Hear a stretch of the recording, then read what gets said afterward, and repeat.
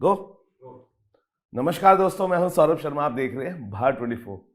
एक ऐसा किरदार जिसको सभी ने देखा और चाह है कि धुरंधर 2 में इस किरदार का और भी धमाका हो अगर वो स्क्रीन पर आए।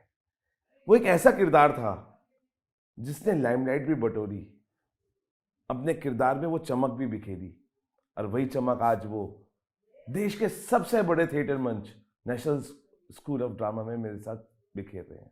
मेरे साथ मौजूद है आसिफ अली हैदर साहब। सर, बहुत बहुत स्वागत है भारत 24 में आपका। Thank you thank you. Sir, 25वें भारत रंग महोत्सव, 25 साल, अ, लंबी जर्नी होती है। कैसे आपने बदलते दौर में बदलते स्टूडेंट्स को देखा, और आज जिन स्टूडेंट्स को आप थिएटर में देख रहे हैं, क्या सरप्राइज करता है आपको? भारत रंग महोत्सव जब शुरू हो रहा जी है उस समय मैं स्टूडेंट हूँ यहाँ जी पे। सो एक तरीके से ये जो 25 साल की इसकी जो जर्नी रही जी है, इसकी सारी जर्नी का जी मैं एक तरीके से गवाह हूँ, जी साक्षी रहा जी हूँ। तो भारत रंग महोत्सव अपने पहले भारत रंग महोत्सव से लेकर के आज जी तक इसमें बहुत मेजर एक बड़ा बदलाव आया जी है। शुरू हुआ था वो बहुत छोटे रूप में शुरू जी हुआ था, कुछ 30-40 जी नाटकों के साथ। जी और आज आप देखिए कि 250 के आसपास नाटक हैं और दुनिया भर के सारे कॉन्टिनेंट में खेला जा रहा जी है, और देश के सारे यूटी एंड सारे कैपिटल, सारे स्टेट्स जी में, कैपिटल तो नहीं बट सारे स्टेट्स में खेला जा रहा है। तो बहुत बड़ा हो गया है, अंतर्राष्ट्रीय स्तर पे इसकी एक पहचान बनी है, दुनिया का ये सबसे बड़ा थिएटर फेस्टिवल हो गया है। सो ये अपने आप में एक ऐसी जर्नी है जिसको अगर लिखा जाए, जिस पे कभी चर्चा की जाए तो ये लंबी चर्चा एक्चुअली खोजेगा। सो ये इसकी जर्नी रही है। दूसरा ये कि इसका पेडागोगी में, खास करके एनएसडी की ट्रेनिंग में इसका बड़ा जी महत्वपूर्ण योगदान जी है, क्योंकि ये एक ऐसा फेस्टिवल बना जिससे हमारे यहाँ के स्टूडेंट को, थिएटर स्टूडेंट को, जी दुनिया के थिएटर को, भारत के अलग अलग जी प्रांत के रंगमंच को देखने का, सीखने का और पढ़ने का मौका मिला। तो इसका एकेडमिक वैल्यू बहुत है। सो एंड मेरे लिए भारत रंग महोत्सव इसीलिए महत्वपूर्ण है कि ये बहुत सारे एकेडमिक वैल्यूज़ को लेके आता है। हम देश के उन प्रांतों के नाटक को जी देख पाते हैं जो शायद दिल्ली में रहते हुए या जी अपने इलाकों में रहते हुए पॉसिबल नहीं था देख पाना। सर, लेकिन हम इस बार कोलैब कर रहे हैं एनएसडी के साथ, और हमारी टैगलाइन है Bharat 24 vision of new India. Vision of NSD कैसे देखते हैं आप आज के दौर में? विज़न ऑफ एनएसडी, जैसे अभी आप देखिए कि हम बात कर रहे हैं डीम्ड यूनिवर्सिटी बनने के बारे में, हम बात कर रहे हैं जो हमारा सर्टिफिकेट है उसके वैलिडेशन के बारे में, हम बात कर रहे हैं इसके और यूनिट्स खोलने के बारे में। दूसरा आप देखिए कि बहुत तेज़ी से काम हो रहा है जहां हम कह रहे हैं कि थिएटर के अदर जो डिसिप्लिन है हम उसको कैसे अपने कैरिकुलम में लेकर के आ पाएँ। सो ये जो विज़न है आगे का, या जो नए भारत के साथ ये जो नए एनएसडी का, राष्ट्रीय नाट्य विद्यालय का जो विज़न है, वो विज़न ये है कि हर विधा में स्पेसिफिक, जिसको कहा जाए कि नॉलेज डिस्ट्रीब्यूट किया जाए और नॉलेज क्रिएट किया जा सके। एंड उस दिशा में आप देखिए तो चितरंजन त्रिपाठी हमारे डायरेक्टर लगातार प्रयासरत हैं, और होप कि आने वाले 6 महीने में आप देखिएगा कि राष्ट्रीय नाट्य विद्यालय में बहुत सारे सिलेबस, बहुत सारे कोर्सेज शुरू होंगे।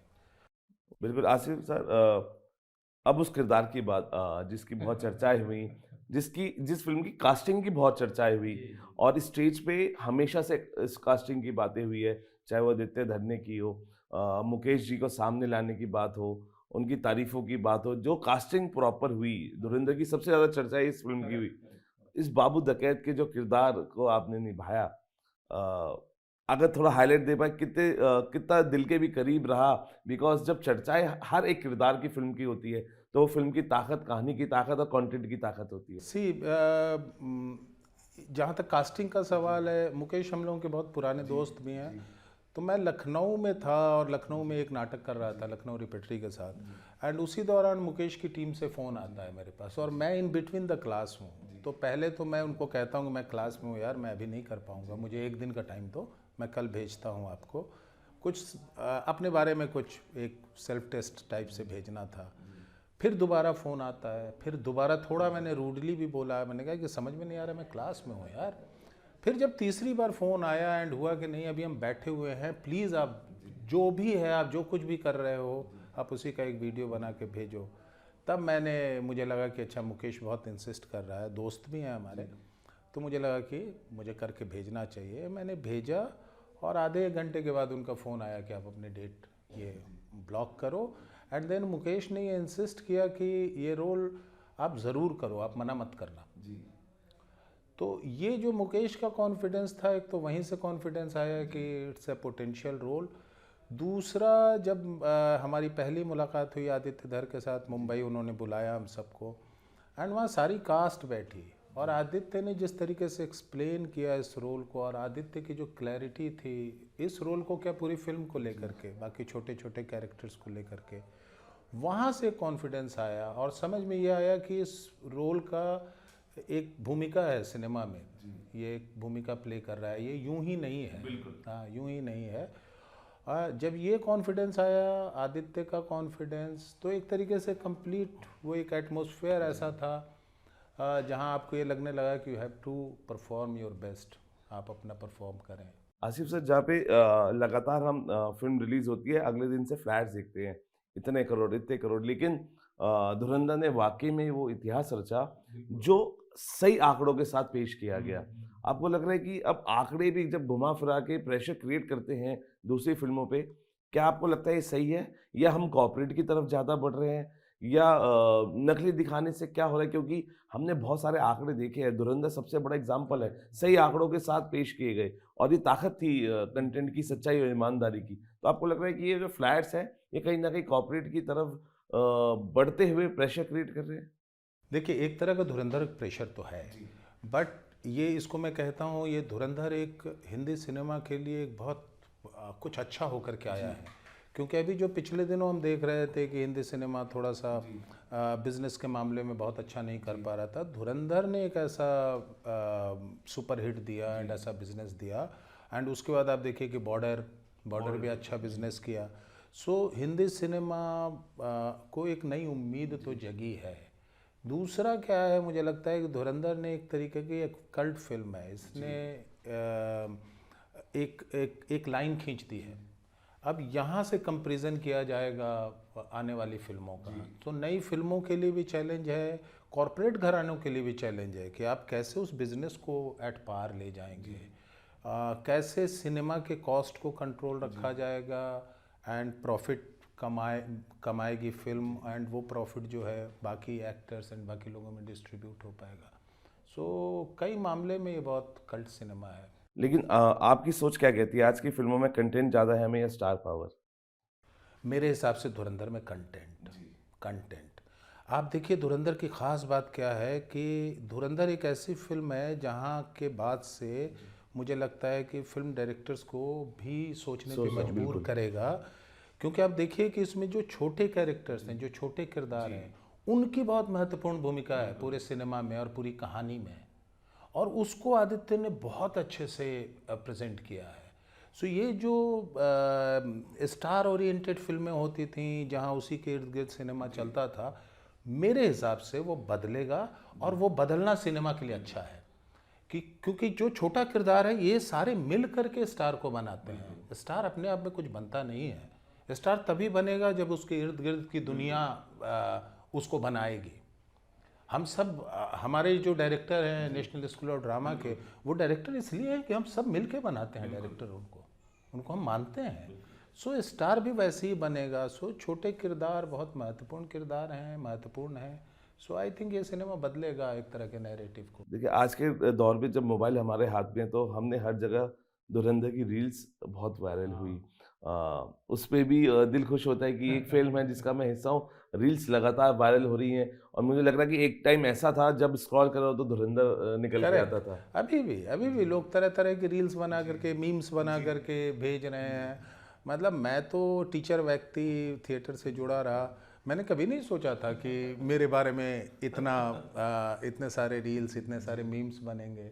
अचानक से इंस्टा पे मेरे फॉलोवर बहुत बढ़ गए। सो जो मेरे रील्स थे या जो मेरे फोटोग्राफ्स थे इंस्टा पे, जिनके कि 1200, 1500 या 2000 की व्यूइंग थी, वो अचानक से लाखों की हो गई, मिलियंस में चली गई। सो ये तो फिनोमेना है।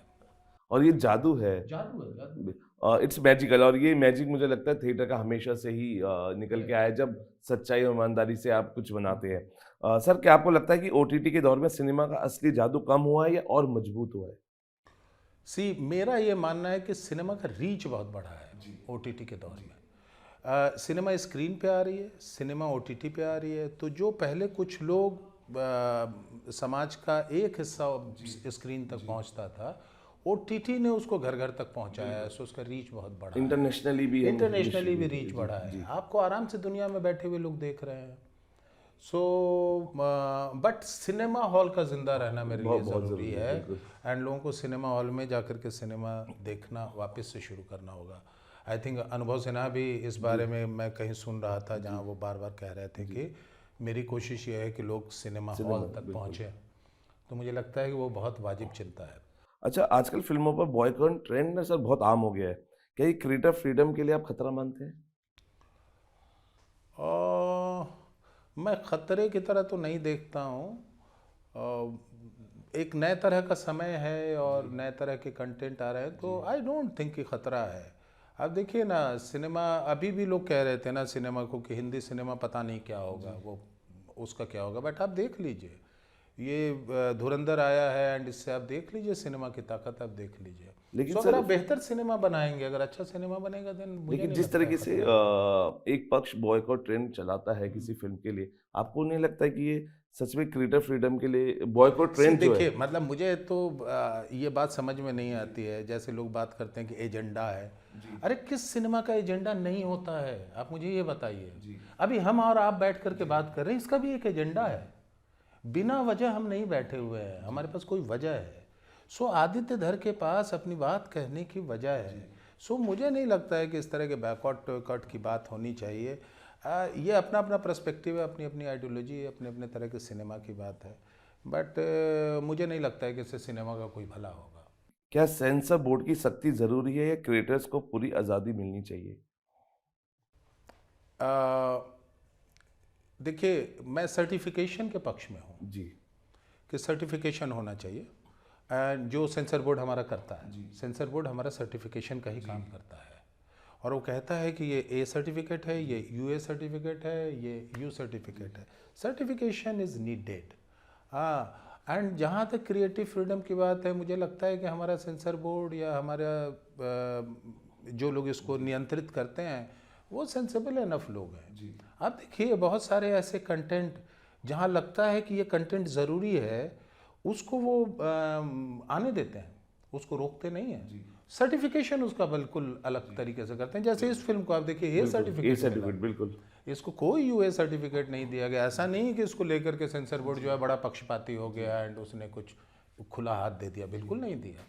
सो आई थिंक, मुझे लगता है certification is important, and censorship, self censorship पे मैं बिलीव करता हूँ कि जो आर्टिस्ट है उसका कॉन्शियस क्या कहता है, एंड मेरे लिए सेल्फ सेंसरशिप ज़्यादा इम्पोर्टेंट है इंस्टेड ऑफ कि इस तरीके का कोई सेंसर। लेकिन आसिफ सर, आपको लगता है कि कुछ फिल्में जानबूझकर विवाद खड़ा करके पब्लिसिटी बटोरती है, क्या ये सही?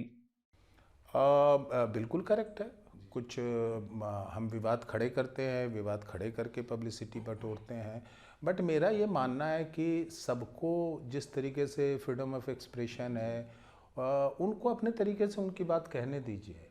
लोग तय कर लेंगे, व्यूअर तय कर लेगा कि उसको क्या देखना है, क्या नहीं देखना है, उसको कैसे लेना है।